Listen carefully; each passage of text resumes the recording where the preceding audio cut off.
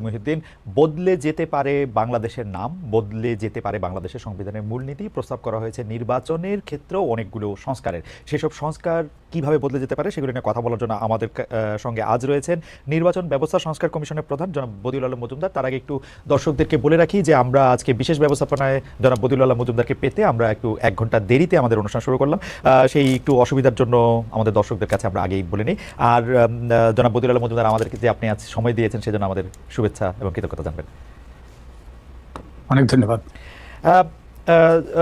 জনাব বদিউল আলম মজুমদার, আপনি যে সুপারিশ করেছেন বা আপনার কমিশন যে সুপারিশ করেছেন সেগুলি একটু বোঝার জন্য অনেকগুলি কমিশনের আপনাদের সুপারিশ নিয়ে একটু প্রথমে একটু আপনার কাছে একটু জেনে নিতে চাই। যেমন আমরা একটি সুপারিশে দেখতে পাচ্ছি নতুন দল নিবন্ধনের শর্ত শিথিলের লক্ষ্যে 10% জেলা এবং 5% উপজেলা বা থানায় দলের অফিস এবং ন্যূনতম 5,000 সদস্য থাকার বিধান করা। অর্থাৎ আসলে শর্তটা আগে যেটা ছিল সেটা থেকে শিথিল করা হচ্ছে নতুন দল নিবন্ধনের শর্ত হিসাবে। এটা কি করা হচ্ছে এই যে যারা জুলাই আগস্ট আন্দোলনের নেতৃত্ব দিয়েছে আমাদের ছাত্ররা, তারা যে একটা পলিটিক্যাল পার্টি করবে তাদের সুবিধা দেওয়ার জন্য মাথায় রেখে কি এটা করছেন আপনি বা আপনার কমিশন, জনাব বদিউল আলম মজুমদার? যে কোনো এই যে গ্রুপ ব্যক্তিরা দল করতে চায় তাদের জন্যই এই শর্ত প্রযোজ্য। তো এই যারাই দল করতে চায় তারা এই শর্তগুলো মেনে চলতে হবে। কোনো গ্রুপের জন্য, কোনো ব্যক্তি বিশেষের জন্য এই শর্ত আরোপ করা হয়নি। অর্থাৎ আমি যদি এখন একটি রাজনৈতিক দল করতে চাই বা গঠন করি বা করতে চাই, আমার ক্ষেত্রে এটি প্রযোজ্য হবে? এটি স্পেশালি বৈষম্য বিরোধী ছাত্র আন্দোলন বা জাতীয় নাগরিক কমিটি তাদের জন্য এটি কোনো বিশেষ সুবিধা না? নিঃসন্দেহে তাদের কারোর জন্য বিশেষ সুবিধার জন্য না। বহুদিন থেকেই রাজনৈতিক দলগুলোর পক্ষ থেকে দাবি উঠছিল যে নিবন্ধনের শর্তগুলো খুব কঠোর এবং তাদেরকে হাজার হাজার পৃষ্ঠার সেই তথ্য দিতে হয় এবং তাদের পক্ষে এগুলো মানা দুরূহ, যার ফলে নতুন দল সৃষ্টির পথ রুদ্ধ হয়ে যায়, নতুন নেতৃত্ব বিকাশের পথ সীমিত হয়ে যায়। তো এই জন্যই আমরা এই যে এটা একটা ব্যাপক দাবি ছিল রাজনৈতিক দলের পক্ষ থেকে, তো সেই জন্য আমরা শিথিল করেছি। ওকে, আরেকটি কমিশনের আরেকটি প্রস্তাবের মধ্যে আমি দেখতে পাচ্ছি বা সুপারিশের মধ্যে আমি দেখতে পাচ্ছি আইসিটি বা আন্তর্জাতিক অপরাধ ট্রাইব্যুনালের আইনে সাজাপ্রাপ্ত সকল ব্যক্তিকে কোনো দলের সাধারণ সদস্য বা কমিটির সদস্য হওয়ার অযোগ্য করা। স্যার, আমাদের প্রশ্ন হচ্ছে যে এই ক্ষেত্রে কি এই আইসিটির 5 আগস্টের পরে নতুন যে আইসিটি যেভাবে কাজ করতেছে তাদের সিদ্ধান্তর এইটা প্রযোজ্য হবে নাকি আগেরটাও প্রযোজ্য থাকবে? ধরা যাক যে এর আগের আইসিটি তো বেশিরভাগ সিদ্ধান্ত দিয়েছে জামাত ইসলামী বা কিছু ক্ষেত্রে বিএনপির সদস্যদের ক্ষেত্রে, কাউকে মৃত্যুদণ্ড দিয়েছে আবার কারো কারো ক্ষেত্রে বিভিন্ন রায়ও দিয়েছে, সেগুলিও কি প্রযোজ্য থাকবে? আইসিটির মামলায় যারা সাজাপ্রাপ্ত হয়েছে এটি তাদের সকলের বিরুদ্ধে প্রযোজ্য হবে। এটি তাদের মানে আগের পরের এখনকার সেগুলি সকলের বিরুদ্ধে প্রযোজ্য হবে? সকলের বিরুদ্ধে প্রযোজ্য হবে। স্যার, একটু যদি আরেকটা ব্যাপারে যদি একটু বলতেন যে মানে কেন এই প্রস্তাবটা করা হয়েছে, যে সেটা হলো দলের সাধারণ সদস্যদের তালিকা প্রস্তুত করে তা ওয়েবসাইটে প্রকাশ করা এবং উক্ত তালিকা প্রতি বছর একবার হালনাগাদ করা, মানে এইটা কেন, মানে এই প্রসেসটার মধ্যে দিয়ে? এর একটা বড় কারণ হলো অনেকে উড়ে এসে জুড়ে বসে। অনেক সুযোগ সন্ধানী কিংবা বসন্তের কুকিল যেটাই বলতে চান, তারা এসে দলের মধ্যে অনেক সময় মনোনয়ন বাণিজ্য বিভিন্নভাবে তারা মনোনয়ন পেয়ে তারা দলের পক্ষে প্রতিদ্বন্দ্বিতা করে। তো যাতে যে দলের নেতা, দলের যারা ত্যাগী কর্মী, যারা দলের সাথে বহুদিন থেকে যুক্ত আছেন, তারাই যেন মনোনয়ন পায়, তারা যোগ্যতার ভিত্তিতে, দক্ষতার ভিত্তিতে এবং দলের সাথে লেগে থাকার যে ইতিহাস তার ভিত্তিতে। স্যার, এটা আপনার মনে হয় কিনা যে এটা তো আসলে একটা পলিটিক্যাল পার্টির কাজ, তারা দলের কারে মনোনয়ন দিবে বা দলের সদস্য কাদের রাখবে বা তারা এটা করবে, আপনি যে স্যার এটা উপর থেকে একটু ঠিক করে দিতে চাচ্ছেন, এইটা ঠিক আসলে মানে মানে এই প্রসেসটা একটু টপ ডাউন হয়ে যেতেছে কিনা বা একটু এক্সট্রা নাকি ঠিকই আছে স্যার? যে কোনো সমাজটা যদি সংঘবদ্ধভাবে এবং সুশৃঙ্খলভাবে পরিচালিত হয় তাহলে আমাদের কিছু বিধিনিষেধ আমাদের মেনে চলতে হয়। তো আমাদের নির্বাচন ব্যবস্থাকে যদি পরিচ্ছন্ন করতে হয়, কার্যকর করতে হয়, তাহলে আমাদের কিছু বিধিনিষেধ আমাদের আরোপ করতে হবে, যাতে সৎ ব্যক্তিরা, যোগ্য ব্যক্তিরা যারা জনকল্যাণে নিবেদিত তারা নির্বাচনে অংশগ্রহণ করার সুযোগ পায় এবং তারা জনগণের প্রতিনিধি হিসেবে নির্বাচিত হয়ে আসার সুযোগ পায়। তাই কিছু বিধিনিষেধ মানতেই হবে এবং ওই যে নিবন্ধনের মূল উদ্দেশ্যটাই হলো যাতে যে গণতান্ত্রিক, স্বচ্ছ, দায়বদ্ধ গণতান্ত্রিক দল, সুশৃঙ্খল গণতান্ত্রিক দল যেন নির্বাচনে অংশগ্রহণ করে এবং জনগণের প্রতিনিধিত্ব করে। স্যার, একটা সুপারিশে আমরা দেখতেছি যে এটাকে সামারাইজ করলে এরকম বলা যেতে পারে যে দলের সাধারণ সদস্যদের গোপন ভোটে দলের স্থানীয় থেকে জাতীয় পর্যায় পর্যন্ত সকল কমিটি নির্বাচিত করা। তো সাধারণ সদস্যদের গোপন ভোটে স্থানীয় থেকে জাতীয় পর্যায় পর্যন্ত সকল কমিটি নির্বাচিত করাটাকে যখন আপনারা এটা আলোচনা করতেছেন, তখন কি মাথায় আপনাদের বিএনপি বা আওয়ামী লীগ বা যেটাকে আমরা পরিবারতন্ত্র বলি সেইটা ছিল, নাকি আরো অনেক কিছু ছিল? এবং এইটা স্যার একটু যদি ইলাবোরেট করেন যে বিএনপির এটা মানার কি কোনো কারণ আছে, বা বিএনপি এটা কেন মানে? এটা সব দলের ক্ষেত্রে প্রযোজ্য, এটা প্রযোজ্য হবে।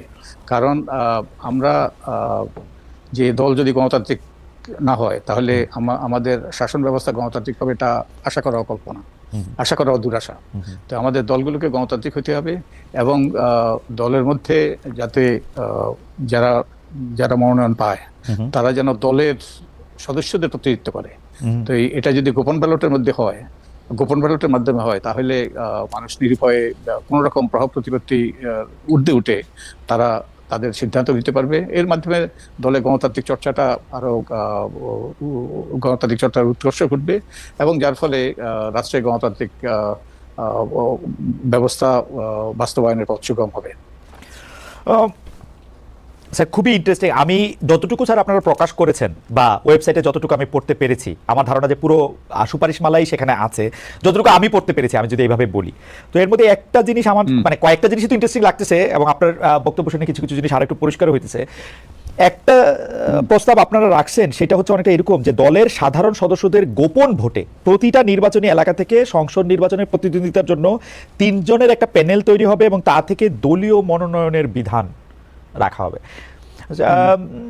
মানে শুনতে তো ভালো, কিন্তু এইটার মানে এটা কি সত্যি, এটা নিয়ে যদি আরেকটু বলেন। মানে কারণ এটা আমার কাছে এরকম মনে হচ্ছে যে আপনারা রাজনৈতিক দলগুলোর ক্ষমতা খর্ব করার জন্য এগুলি করতেছেন, কারণ দলীয় মনোনয়ন কমিটি, দলীয় প্রধান, তার যে একটা বিরাট ক্ষমতার জায়গা, সেই জায়গাগুলিকেই আপনারা টার্গেট করে করে সীমিত করতেছেন কিনা। মানে আমি দলের এগুলো জি স্যার, আপনি বলেন। আপনি দলের মালিক কারা? দলের মালিক তো দলের সাধারণ সদস্যরা। তো এগুলো কারো ক্ষমতা খর্ব করা নয়, বরং দলের যারা মালিক, দলের যারা সদস্য, তাদেরকে ক্ষমতায়িত করা, তাদের সিদ্ধান্তের ভিত্তিতে, যাতে কেউ উড়ে এসে জুড়ে বসতে না পারে, কিংবা মনোনয়ন বাণিজ্যের ভিত্তিতে যারা মনোনয়ন না পায়, যেটা একটা বড় সমস্যা আমাদের অতীতে ছিল। তো যাতে সত্যিকার গণতান্ত্রিক চর্চা হয় দলের অভ্যন্তরে, এবং দলে যারা ত্যাগী কর্মী আছে, দলে যারা দলের সাথে বহুদিন থেকে তারা লেগে আছে, এবং তারা দলের নীতি আদর্শ যারা সমুন্নত রাখে, স্বচ্ছ ব্যক্তিদেরকে, সৎ ব্যক্তিদেররা যাতে নির্বাচিত হতে পারে, তারা যাতে মনোনীত হতে পারে, সেই সুযোগ সৃষ্টি করা। এটার অন্য কোনো উদ্দেশ্য নেই। আমি আগেই বলছি, আমরা যদি একটা গণতান্ত্রিক রাষ্ট্র চাই, তাহলে দলের মধ্যে গণতন্ত্র চর্চা হইতে হবে। দলের মধ্যে যদি গণতন্ত্র চর্চা না হয়, তাহলে এই আমরা একটা গণতান্ত্রিক বাংলাদেশ সৃষ্টি করব, এই আশা ও দুরাশা। জনাব বদিউল আলম মজুমদার, আপনার কাছে কি মনে হয় না যে এইটা যারা আমরা এই দল করব বা কোনো রাজনৈতিক দল করবো, সেটা বিএনপি করি, আওয়ামী লীগ করি, জামায়াত করি, জাতীয় পার্টি করি, বা বৈষম্য বিরোধী ছাত্র আন্দোলন করি, তাদের এইটা ঠিক করে নেওয়ার অধিকার আছে? যেমন আমি যদি বৈষম্য বিরোধী ছাত্র আন্দোলন করে এইটা চাই যে আমি আজকে মনোনয়ন পাবো কি পাবো না, সেটা সাধারণ সদস্যরা ভোট না দিয়ে মাহফুজ সাহেব ঠিক করুক, তো এটা তো চাওয়ার অধিকার আমার আছে। বা তারেক সাহেব ঠিক করুক আমি আজকে মনোনয়ন পাবো কি পাবো না, বিএনপি যদি আমি করি। মানে এই চাহিদা কি তৈরি হয়েছে দলের মধ্যে থেকে যে আমি তারেক সাহেবের নির্বাচিত না হয়ে, নাকি স্যার এটা অতীতে যেইভাবে হয়েছে, এর কারণেই তো আমরা 5ই আগস্ট, আমাদের 5ই আগস্টের ঘটনাগুলি ঘটেছে, আমাদের দেশে স্বৈরতন্ত্র জেগে বসেছে। তা আমরা যদি, আমি আগেই বলেছি যে গণতান্ত্রিক চর্চা সর্বস্তরে করতে হবে। আমাদের রাজনৈতিক দলে যদি গণতান্ত্রিক চর্চা না হয়, এবং রাজনৈতিক দলের সদস্যদের যদি সেই অধিকার না থাকে, তাহলে এটা তো ওই যে তাহলে আর একটা গণতান্ত্রিক কাঠামো দাঁড়াইলো না। আমাদের গণতান্ত্রিক রাষ্ট্রের জন্য গণতান্ত্রিক দল দরকার, আমাদের প্রত্যেক ক্ষেত্রেই গণতন্ত্রের চর্চা দরকার।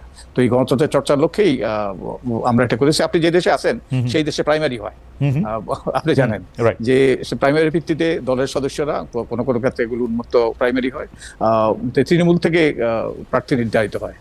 তৃণমূল থেকে আস্তে আস্তে তারা ওই যে সারা দেশে, যেমন প্রেসিডেন্সিয়াল ইলেকশনে সারা দেশে তারা প্রাইমারিতে বিজয়ী হয়ে শেষ পর্যন্ত তারা প্রার্থী হয়ে ভোটে প্রতিদ্বন্দ্বিতা করে জিতে আসে। তো গণতন্ত্রের চর্চা, আমরা যদি গণতান্ত্রিক ভবিষ্যৎ চাই, তাহলে আমাদের অতীতে যে সকল ত্রুটি বিচ্যুতি আছে সেগুলোর অবসান ঘটাইতে হবে, গণতান্ত্রিক চর্চা সর্বক্ষেত্রে করতে হবে। তো আমরা কেউ যদি উপর থেকে চাপিয়ে দেয়, তাহলে আর সেখানে সেই অতীতে যা ঘটেছে তাই তাই ঘটবে আমাদের। আমরা কি সেই ভবিষ্যৎ চাই? আমার তো মনে হয় সেই ভবিষ্যৎ যাতে আবার পুনরাবৃত্তি না ঘটে তার জন্যই কিন্তু 5ই আগস্টের সেই আমরা স্বৈরাচারকে বিদায় করেছি। না, এটা একটা তো প্রক্রিয়া স্যার বটেই যে আমরা আসলে কিরকম গণতন্ত্র চাই, কিন্তু আমাদের প্রশ্ন, আপনারা যখন এই সুপারিশগুলি করেছেন, সেই সুপারিশগুলি করার সময় যারা রাজনৈতিক দল সমর্থন করেন বা করেন তাদের মতামত তো নিশ্চয়ই আপনারা নিয়েছেন, তারা আসলে কি চেয়েছে? তারা কি এরকমই চায় যে মানে তারাও এটা এম্পাওয়ারমেন্ট চায়? আচ্ছা আচ্ছা আচ্ছা, তারাও এম্পাওয়ারমেন্ট চায়। আমরা একটা আমাদের ওয়েবসাইটে আছে, আমরা একটা জরিপ করেছি এবং এই জরিপে অনেকগুলো প্রশ্ন আমরা করেছি, অনেক বিষয়ে আমরা তাদের মানুষের মতামত নিয়েছি এবং আমরা এই সকল সুপারিশগুলো আমরা প্রণয়ন করেছি যে আমাদের এগুলো আমাদের উর্বর মস্তিষ্ক থেকে আসে নাই। আমরা বহু ব্যক্তির মতামত নিয়েছি, রাজনৈতিক দলের আমরা সুপারিশ নিয়েছি, এই সকলের মতামত, সকলের প্রস্তাব সবগুলো সমন্বিত করে আমাদের সর্বোচ্চ বুদ্ধি খরচ করে আমরা এই প্রস্তাবগুলো করেছি। আমরা মনে করেছি যে এতে জনমতের প্রতিফলন ঘটবে এবং একই সাথে আমাদের একটা গণতান্ত্রিক ভবিষ্যৎ সৃষ্টির পথ সুগম হবে। জনাব বদিউল আলম মজুমদার, আপনার এই সুপারিশমালা দেখে বা আপনাদের এই সুপারিশমালা দেখে ভবিষ্যতে কেউ এই প্রশ্ন করবে না তো যে বর্তমানে যারা ক্ষমতায় আছেন ছাত্ররা, তাদের কথা আপনারা বেশি শুনেছেন? যেমন দর্শকদের মধ্যে একটা অংশ বলছেন যে 21 বছর বয়স সীমা যে করা, মানে রাজনীতিতে আসার জন্য বা এমপি নির্বাচন করার জন্য, বা এই প্রস্তাব যে করা, এটাও আসলে একটা বিশেষ গ্রুপের পরামর্শেই এটা করা হচ্ছে কিনা? আমি এই প্রস্তাবটা কিন্তু আমাদের সুপারিশমালায় নেই, আপনি লক্ষ্য করবেন। এটা হলো সংবিধান সংশোধন কমিশন, আপনি তাদেরকে জিজ্ঞেস করতে হবে। আর আমি একটা কথা সুস্পষ্ট করতে চাই, আমরা যে সুপারিশমালাগুলো প্রস্তুত করেছি এতে কারো কোনো প্রভাব ছিল না। আমরা সম্পূর্ণ স্বাধীনভাবে আমাদের বিবেক বুদ্ধি বিবেচনা খরচ করে এবং ব্যাপক জনগোষ্ঠীর সাথে আলাপ আলোচনা করে তাদের মতামতের ভিত্তিতে আমরা এগুলো প্রমাণ করেছি। সরকারের কিংবা কারোই কোনো রকম প্রভাব ছিল না, আমি এটা সুস্পষ্টভাবে বলতে চাই। এবং আমি আরো বলতে চাই, আমি একজন বয়োজ্যেষ্ঠ মানুষ, আমি জীবনে বহু কিছু করেছি। আপনি যেই দেশে আছেন সেই দেশেও আমি শিক্ষকতা করেছি লম্বা সময়, আমি নেসাতে কাজ করেছি, আমি আরো বহু কিছু করেছি।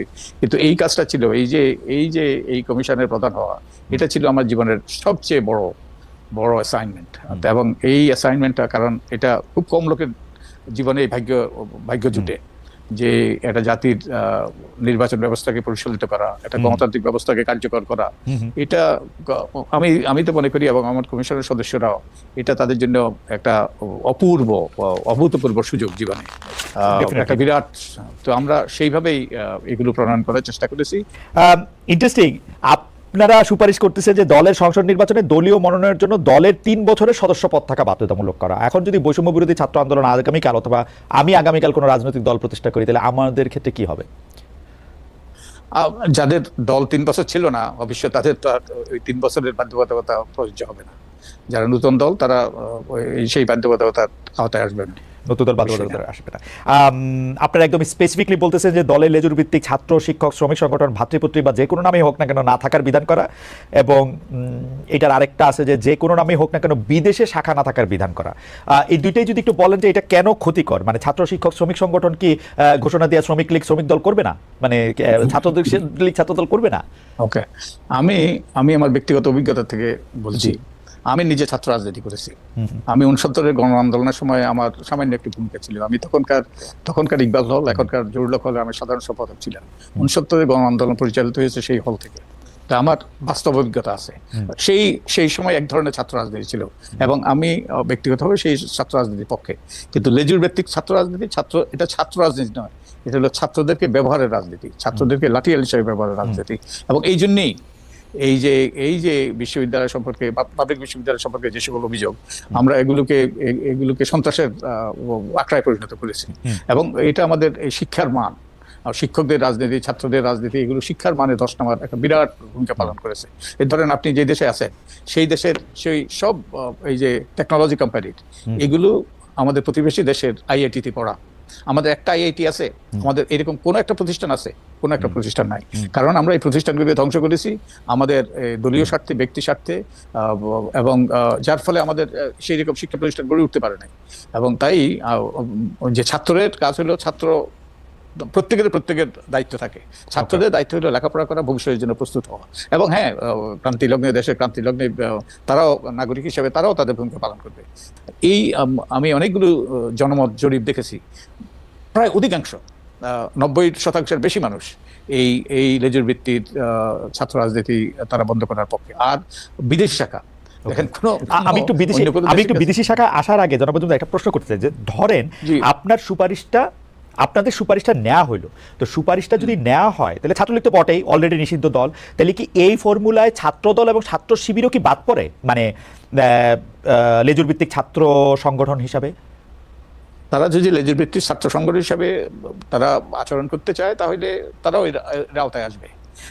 মানে এটা কে ডিফাইন করবে, মানে তারা লেজুর ভিত্তিক? কারণ ছাত্র দলের নির্বাচন কমিশন, মানে এইটার ক্ষেত্রে কি মানে আমরা কেমনে বুঝবো, মানে যে ছাত্রদল তো বেগম জিয়ার নামেই স্লোগান দিবে বা দেয়, এটা দিলেই কি বাদ হয়ে যাবে না? মানে লেজুর ভিত্তিক কেমনে বোঝা যাবে? যেমন লেজুর যদি বলে আমরা লেজুর না, তাহলে কি হবে?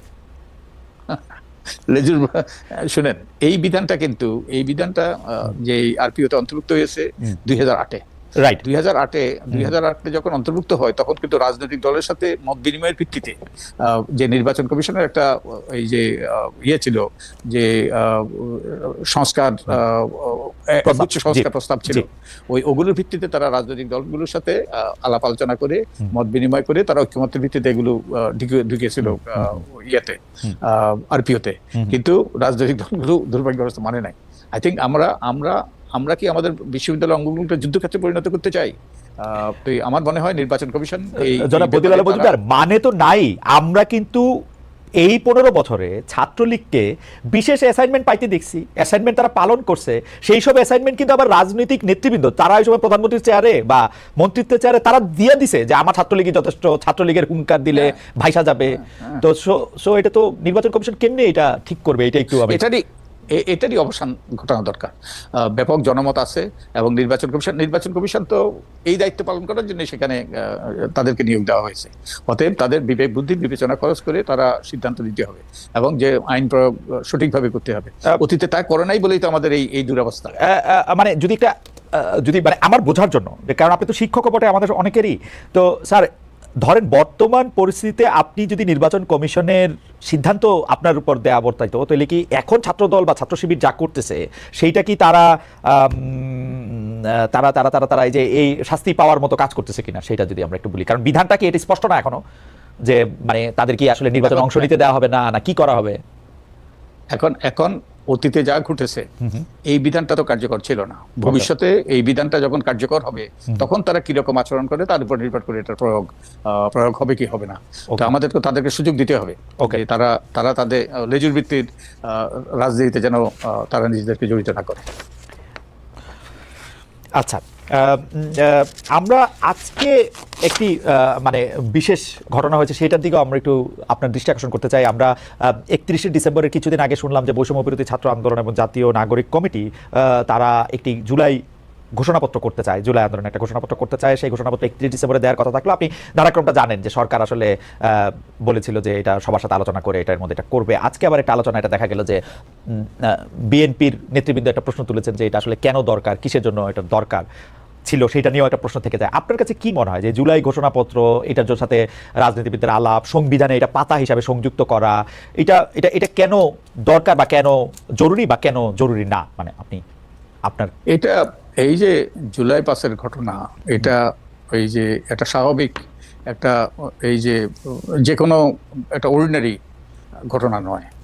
এটা একটা বিরাট ঘটনা, একটা গণবিস্ফোরণের একটা প্রতিফলন, গণবিস্ফোরণের ফলাফল। তো এটার প্রেক্ষাপটটা এবং এটার পেছনে কি ছিল এবং এটার থেকে এই অভিজ্ঞতার আলোকে এই প্রেক্ষাপটে আমাদের ভবিষ্যৎ করণীয় আমি ঠিক দেখি নাই তাদের ঘোষণাপত্রের খসড়াটা। তো আমি তো মনে করি এটা হতেই পারে, এটা তো যাতে এটা আমাদের কাছে আমরা ভুলে না যাই, এটা যেন আমাদের সামনে সবসময় থাকে, যাতে আমরা এর থেকে শিক্ষা গ্রহণ করতে পারি, আমাদের ভবিষ্যৎ বংশধর যাতে শিক্ষা গ্রহণ করতে পারে। এইরকম কতগুলো ঘটনা ঘটেছিল এবং এই প্রেক্ষাপটে এবং এর থেকে আমরা ভবিষ্যতে ভবিষ্যতের জন্য এই সিদ্ধান্তগুলো আমার মনে হয় এটা শিক্ষা। আপনি মনে করতেছেন যে এটা ঘোষণাপত্রে না থাকলে বা সংবিধানে ওনারা যেরকম চাইতেছেন যে সংবিধানে এটা যদি না হয় তাহলে আমরা এটা ভুলেও যেতে পারি? আমার তো মনে হয় ভুলে যাওয়া অস্বাভাবিক নয়। হয়তো কেউ ভুলবো, সবাই ভুলবো না, কিন্তু ইতিহাস তো এই জন্যই লিপিবদ্ধ হয় যাতে আমরা সবাই ইতিহাস সম্পর্কে জানতে পারি। আমরা শুধু সীমিত সংখ্যক ব্যক্তি নয়, ইতিহাস লেখার কারণ হলো আমরা সবাই ইতিহাস সম্পর্কে জানতে পারি। সংবিধান সংস্কার কমিশনের প্রস্তাব বাংলাদেশের দুটি বিষয় আপনার একটু মতামত জানতে চাইবো, যে বাংলাদেশের নাম পরিবর্তন করা, সেটা জনগণতান্ত্রিক বাংলাদেশ রাখা, গণপ্রজাতন্ত্রী বাংলাদেশের বদলে, এবং মূলনীতি পরিবর্তন করা, মানে গণতন্ত্র, সমাজতন্ত্র, ধর্মনিরপেক্ষতা এবং জাতীয়তাবাদের বদলে গণতন্ত্রকে রেখে সাম্য, মানবিক মর্যাদা, সামাজিক সুবিচার, বহুত্ববাদ এবং গণতন্ত্র, এই পাঁচটি রাখা। এই দুইটার ব্যাপারে আপনার একটু মতামত শুনতে চাই। আমরা প্রথমটা কি ছিল আপনার? মানে বাংলাদেশের নাম পরিবর্তন। ওকে, নাম পরিবর্তন। আমাদের বাংলাদেশটা পিপলস রিপাবলিক অফ বাংলাদেশ। তো এটার যে বাংলা করা হয়েছে, ইনফ্যাক্ট আমাদের মূল সংবিধানটা তো ইংরেজিতে লেখা হয়েছিল, তারপর সেটা বাংলা করা হয়েছে, এবং দুর্ভাগ্যবশত এই বাংলাটা কিন্তু সঠিক বাংলা ছিল না। যেমন অনেক জায়গায় যে গুরুতর ওই যে কি বলে এটা ঠিক সঠিক বাংলা হয়নি ইংরেজির। যেমন স্থানীয় সরকারকে করেছে স্থানীয় শাসক, পাবলিক সার্ভিসকে করেছে জনগণের কার্য। ঠিক তেমনি ভাবে যে পিপলস রিপাবলিক অফ বাংলাদেশ এটাই করেছে যে গণপ্রজাতন্ত্রী বাংলাদেশ, প্রজাতন্ত্র, প্রজা। তো আমরা তো একটা স্বাধীন দেশে, আমরা রাজা প্রজার সম্পর্ক নেই, এখানে কেউ প্রজা নই, আমরা সবাই এই দেশের নাগরিক, মালিক। তো আমার মনে হয় এই যে ভ্রান্তিটা, এই যে অনুবাদে যে ভ্রান্তিটা, এটা সংশোধন করা দরকার। তো এই আমার মনে হয় এটাই বেস্ট ওই অল্টারনেটিভ, যে এই চেয়ে ভালো আমি তো কোনো অল্টারনেটিভ ভাবতে পারি না। এবং কেউ যদি ভালো অল্টারনেটিভ আসতে, মানে এই চেয়ে ভালো অল্টারনেটিভ যদি কেউ নিয়ে আসতে পারে, প্রস্তাব করতে পারে, আমি নিশ্চিত এগুলো বিবেচনা নেওয়া হবে। তার মানে কি জনাব বদিউল আলম মজুমদার, মানে আমাদের ইংরেজি নামটা পিপলস রিপাবলিক অফ বাংলাদেশই থাকতেছে, অনুবাদটার ব্যাপারে জনগণতান্ত্রিক বাংলাদেশ এরকম প্রস্তাব করা হয়েছে? আমি নিশ্চিত বলতে পারবো না, কারণ এটা আমাদের প্রস্তাব নয়। তো সম্ভবত তাই না, আপনি নিশ্চয়ই দেখেছেন, মানে আপনাকে তো পেয়েছি বলে এইটাও একটু জানতে চাচ্ছে যে আর মানে গণতান্ত্রিক বাংলাদেশ না বলে জনগণতান্ত্রিক বাংলাদেশ বলার কি কোনো কারণ আছে? মানে এই দুটো গণতান্ত্রিক বাংলাদেশ তো গণতন্ত্র একটা প্রক্রিয়া, যে প্রক্রিয়ার মাধ্যমে একটা গণতান্ত্রিক রাষ্ট্র প্রতিষ্ঠিত হয়, একটা প্রক্রিয়ার মাধ্যমে। তো এটা তো আমরা একটা বাংলাদেশের জনগণকে, সব জনগণকে নিয়ে যে বাংলাদেশ, তাকে আমরা ওই আখ্যায়িত করছি এই শব্দ দিয়ে। আমারে অনুবাদ করতে দিলে তো আমি জনগণের বাংলাদেশ করতাম, মানে যেহেতু আমরা মালিক, সংবিধানেও বলা হচ্ছে যে আমরাই মালিক, তো আমি তো তাই। এবং এই প্রস্তাব বহুদিন থেকে আছে, বহুদিন থেকে দাবি করা হচ্ছে, এবং বহু রকম অসঙ্গতি আছে এই যে আমাদের বাংলা ভার্সনের মধ্যে। তো এগুলো আমার মনে হয় আমাদের সুযোগ এসছে এগুলোকে পরিচ্ছন্ন করার, এগুলোকে ক্লিন আপ করার। ওকে, এই মূলনীতির প্রসঙ্গে আসি। মানে মূলনীতিটা তো নিশ্চয়ই আপনি দেখেছেন যে 4টি মূলনীতির বদলে 5টি মূলনীতির প্রস্তাব করা হয়েছে, শুধু গণতন্ত্রকে ঠিক রেখে বাকি 4টি বলা হচ্ছে যে 3টির বদলে 4টি, সাম্য, মানবিক মর্যাদা, সামাজিক সুবিচার এবং বহুত্ববাদ। আপনার মতামত শুনে আমি আমার প্রশ্নটি করতে চাই আর কি, যে আপনি মনে করেন আমাদের মুক্তিযুদ্ধটা হয়েছিল কেন? মুক্তিযুদ্ধের সেখানে যেই মুক্তিযুদ্ধের যে দলিল ঘোষণা, এই ঘোষণাতে কিন্তু এই 4টি জিনিসে ছিল। এই যে মুক্তিযুদ্ধের সেই ঘোষণাতে ছিল আত্মনিয়ন্ত্রণের অধিকার, সাম্য, মানবিক মর্যাদা, সামাজিক ন্যায় বিচার। তো আমার তো মনে হয় না আমাদের যেই কারণে আমাদের বীর মুক্তিযোদ্ধারা প্রাণ দিয়েছে, রক্ত দিয়েছে, এবং যারা চরম আত্মহত্যা করেছে, এবং এই ঘোষণার ভিত্তিতেই কিন্তু মুক্তিযুদ্ধ হয়েছে। তো এটাতে ফিরে যাওয়াতে আমি তেমন কোনো সমস্যা তো দেখতে পাচ্ছি না। তবে হ্যাঁ, ওই যে আমাদের আরো যে ধর্মনিরপেক্ষতা এবং জাতীয়তাবাদ এগুলো নিয়ে বিতর্ক হইতেই পারে। এই প্রস্তাবগুলো দেওয়া হয়েছে যাতে এখন মানুষ তাদের মতামত দিতে পারে এবং তার ভিত্তিতে একটা সিদ্ধান্ত পৌঁছতে পারে। তো আমার মনে হয় যে এই যৌক্তিকতা হলো এগুলোই কিন্তু আমাদের ওই যে স্বাধীনতার ঘোষণায় ছিল, মুক্তিযুদ্ধের যার ভিত্তিতে মুক্তিযুদ্ধ হয়েছে। তো আমি তো যৌক্তিকতা দেখি, এবং অন্যগুলো নিয়ে বিতর্ক হবে এবং একটা আমরা সিদ্ধান্তে পৌঁছবো জাতি হিসেবে, আমি আশা করি। ওকে, এমনি কি আপনি নিজেও মুক্তিযুদ্ধের মধ্যে তা আপনার অংশগ্রহণ ছিল, আপনি এই শব্দগুলি যেগুলি বলছেন, যেগুলি মূলনীতি হিসেবে, এই সাম্য, মানবিক মর্যাদা, সামাজিক সুবিচার, এগুলি একটা থেকে কি হয় আলাদা? মানে মানে আমি জানি যে এটা নিয়ে নিশ্চয়ই আপনি বিস্তারিত বলতে পারবেন, কিন্তু আপনার কাছে কি এগুলো আলাদা মনে হয়? আমার কাছে তো সাম্য, মানবিক মর্যাদা, সামাজিক সুবিচার মানে একটা বললে আর একটা বলতে লাগে না, এরকম লাগে। হ্যাঁ, আমরা তো এমন একটা বাংলাদেশ সৃষ্টি করেছিলাম যেই বাংলাদেশ পাকিস্তানের আমলের যেই যেই ব্যবস্থা ছিল তার থেকে ভিন্ন। আমাদের মধ্যে অসাম্য ছিল, আমাদের মর্যাদাহীনতা ছিল, এবং সোশ্যাল জাস্টিস ছিল না, সোশ্যাল জাস্টিস ছিল না। ওগুলোই কিন্তু তখন তখন গুরুত্বপূর্ণ বিষয় ছিল। আমাদের আত্মনিয়ন্ত্রণের অধিকার হরণ করা হয়েছিল যে বাংলাদেশ আওয়ামী লীগ নির্বাচনে জিতেছিল। তখন তো বাংলাদেশ আওয়ামী লীগ ছিল না, তখন আওয়ামী লীগ নির্বাচনে জিতেছিল, কিন্তু সেই তাদেরকে ক্ষমতায় যেতে বিরত করা হয়েছে। তো ওই প্রেক্ষাপটটা আমাদের মনে রাখতে হবে। এবং আমাদের যে বিজ্ঞ যারা আমাদের স্বাধীনতার ঘোষণাপত্র প্রণয়ন করেছেন, তারা চিন্তা ভাবনা করে এটা করেছেন। তা আমার মনে হয় সেই প্রেক্ষাপটে আমাদের এই জন্যই ঘোষণাটা গুরুত্বপূর্ণ। ঘোষণাটা কোন প্রেক্ষাপটে এই ঘোষণাটা এসছে সেটা মনে রাখা গুরুত্বপূর্ণ। আমার ছোট করে একটু জানতে চাইবো যে একদিকে মনে হচ্ছে যে এই সরকার এই চেতনা আসলে সংবিধানে থাক বা না থাক ধারণ করে, কারণ প্রতিবারই এই কথাগুলি বলা হয়, মানে যেগুলিকে আমরা সাম্য, মানবিক মর্যাদা, সামাজিক সুবিচার, গণতন্ত্র যেগুলি কথা বলতেছে এবং বহুত্ববাদ বটে। কিন্তু অন্যদিকে আমরা দেখতেছি যে এই সরকারের আমলেই কেবলমাত্র পাঠ্য বইয়ে আদিবাসী নামক পাতাটার অধিকারের জন্য আমরা দেখতেছি যে জাতীয় পতাকা জড়ানো লাঠি দিয়ে আমরা একজন আরেকজনকে মারতেছি, রক্তাক্ত করতেছি। এই ব্যাপারটা আপনি আসলে কিভাবে দেখেন? আমরা যে নাগরিকরা তাদের মতামত ব্যক্ত করতেই পারে এবং করা গুরুত্বপূর্ণ, এটা তাদের অধিকার। তবে এটা কোনোভাবেই এখানে সহিংসভাবে এটা বন্ধ করা এটা কোনোভাবে কাম্য নয়। তো আমি আশা করব, আমি দেখিনি, আমি সারাদিন বাইরে ছিলাম, আমি কালকেও ব্যস্ত ছিলাম সাংঘাতিকভাবে। তো আমি শুনেছি যে আমাদের এই যে আদিবাসী গোষ্ঠী তারা যারা রাস্তায় নেমেছিল তাদের উপর হামলা করেছে। তো এটা নিন্দনীয় এবং এগুলো কোনোভাবে কাম্য নয়, এগুলো বন্ধ হওয়া দরকার। আচ্ছা, দুটো বিষয় আমি সংবিধান সংস্কারের মূলনীতি প্রসঙ্গে এই দুটো বিষয় নিয়ে একটু শেষ প্রশ্ন করতে চাই। যে অনেকেই বলতেছেন যে ধর্ম নিরপেক্ষতা শব্দটা বাদ দেওয়াটা এত জরুরি কেন ছিল, যেখানে আসলে সংখ্যা গুরু যারা বেশি সংখ্যায় যারা আছেন তাদের থেকে যারা সংখ্যায় কম আছেন তাদের অধিকার আমাদের রক্ষা করাটাই হওয়া উচিত, কারণ তারা ভালনারেবল। তো সেই ক্ষেত্রে ধর্মনিরপেক্ষতা বাদ দিলে তাদের অধিকারটা আমরা রক্ষা বেশি করতে পারবো না কম করতে পারবো, সেটা একটু দেখার বিষয়। আরেকটি বিষয় হচ্ছে, যেহেতু বিএনপির দলটি প্রতিষ্ঠিত হয়েছে, তার দলটির নামের মধ্যেই আছে যে তারা বাংলাদেশ জাতীয়তাবাদী দল, তাদের 31 দফার মধ্যেও আছে তারা যা কিছুই করতে চায় সব এই জাতীয়তাবাদের ভিত্তিতে করা যায়। তো জাতীয়তাবাদটিও কি বাদ দেওয়া হয়েছে বিএনপিকে একটু চাপে রাখার জন্য, বিপদে ফেলার জন্য? ধর্মনিরপেক্ষতা থেকে বাদ দেওয়া হয়েছে সংখ্যালঘুদের কথা অতভাবে চিন্তা না করেই? মানে আপনার কি মনে হয়? আমার মনে হয় না। আপনি তাদেরকে জিজ্ঞেস করতে হবে। ধরেন আমাদের যে ধর্মনিরপেক্ষতা অবশ্যই এটা গুরুত্বপূর্ণ। আমাদের অসাম্প্রদায়িকতা, আমাদের প্রতি ধর্মের প্রতি শ্রদ্ধাবোধ এবং কোনো ধর্মকে খাটো করে না দেখা, সবারই ধর্ম চর্চা করার সুযোগ করে দেওয়া, এটা তো। এবং এক অর্থে তো আমাদের ধর্মের দিক থেকে যারা সংখ্যালঘু তাদের প্রতি সদাচরণ করার উপর নির্ভর করবে আমরা সভ্য জাতি কি সভ্য জাতি নই। তো এগুলো তো এই মূল্যবোধ আমার মনে হয় অধিকাংশ বাংলাদেশী ধারণ করে। তো তারা যে প্রস্তাব করেছে, তো তারা হয়তো যে বহুত্ববাদ দিয়ে এটা সে সবার সম্মিলিত, তারা হয়তো আমি এর সাথে জড়িত ছিলাম না, হয়তো বা বহুত্ববাদ দিয়ে তারা ওটাই বোঝানোর চেষ্টা করেছে। তাই আবারও এই নিয়ে বিতর্ক হবে, আলাপ আলোচনা হবে, এটাই শেষ কথা বলে আমি মনে করি না। আবার একটু নির্বাচন কমিশনের সংস্কারের সুপারিশ, নির্বাচন ব্যবস্থা সংস্কার কমিশনের সুপারিশে ফিরে আসি।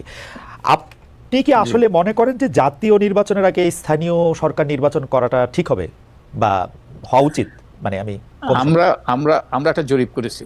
আমরা 46,000 এই যে সরকারি যে পরিসংখ্যান ব্যুরো তাদের মাধ্যমে একটা জরিপ হয়েছে এবং তারা 46,000 ব্যক্তির পরিবার এবং পরিবারের ব্যক্তির তারা থেকে তথ্য নিয়েছে এবং প্রায় 90% মানুষ মনে করে যে জাতীয় নির্বাচনের আগে স্থানীয় নির্বাচন হওয়া দরকার। এর অনেকগুলো কারণ আছে। একটা কারণ হলো যে আমাদের স্থানীয় সরকার প্রতিষ্ঠানগুলোতে এখন অনেকেই পলাতক, স্থানীয় প্রতিষ্ঠানগুলোকে অকার্যকর, যার ফলে মানুষ অনেক সুযোগ সুবিধা, অনেক সেবা থেকে বঞ্চিত হচ্ছে। তো এটা একটা বড় কারণ। আর একটা বড় কারণ হলো যে মানুষ মনে করে যে এখন স্থানীয় সরকার নির্বাচন হলে অপেক্ষাকৃত ভালো ব্যক্তিরা নির্বাচিত হয়ে আসতে পারবে, যারা যে সমাজে যে গ্রহণযোগ্য, সেই গ্রহণযোগ্যতার ভিত্তিতে জনগণ তারা নির্বাচিত হয়ে আসতে পারবে এবং এখানে দলীয় প্রভাব থাকবে না। এবং একই সাথে এখন নির্বাচন হলে নির্বাচন কমিশন সবে ঘুরতে হয়েছে। নির্বাচন কমিশনের কিছু কিছু অভিজ্ঞতা দরকার, এবং এই অভিজ্ঞতা স্থানীয় নির্বাচনের মাধ্যমে তাদের তাদের এই অভিজ্ঞতা আই থিঙ্ক তারা অর্জন করতে পারে। আর আমি মনে করি যে স্থানীয় সরকার নির্বাচন সকল দলের জন্যও ভালো, কারণ তো ভালো লোকরা যদি নির্বাচিত হয় তাহলে কিন্তু ভবিষ্যতে যে তারা যখন ক্ষমতায় আসবে, যারাই ক্ষমতায় আসুক, তাদের জন্য সমস্যাটা কম হবে। এবং